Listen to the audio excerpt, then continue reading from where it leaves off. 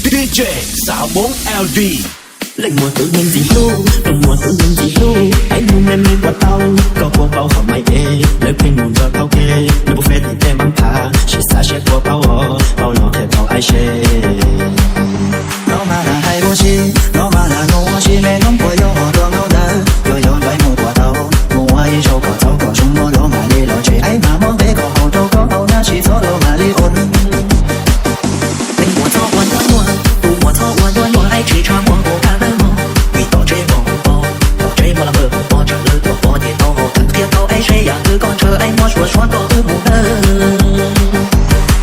Hãy subscribe cho kênh Ghiền Mì Gõ để không bỏ lỡ những video hấp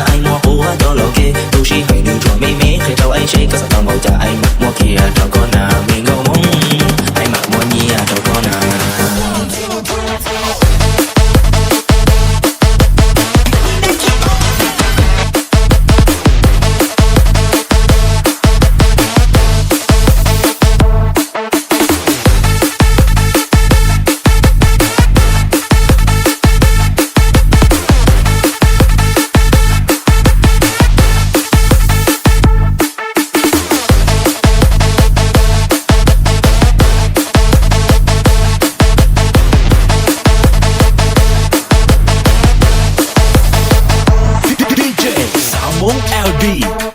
Bên mùa gió uốn đen đen, u mùa gió sang đen đen cho anh hàng anh trôi trôi cả hậu. Quân đầu là do liền cha, còn đây dừng chờ lần na anh lo mà mai cờ lì lời mua cho anh khởi uốn đây buồn tàu anh mà liền mua đầu trâu con gì. Lời mùa gió uốn như hoa, tu mùa gió uốn như hoa anh chỉ trả hoa bỏ cả lời ngò. Vì tao chơi hoa không bỏ, tao chơi mua là vợ không bỏ trả lời tua bỏ thì tao bỏ thật thiệt đâu anh sẽ nhà thứ con chờ anh mua xua xua có ước muốn nâng. Lệnh mùa cả xa anh cha, nó khâu chạy thì ai tới tôi nó chỉ câu được kẻ vì tao chơi ai nó mong còn nhà ai tới tôi nó cho câu ít để ai nó hay hay gọi ai lúc xưa hơi mù đời đó mua đâu ai kia ai mà mua nhà đâu đó xì.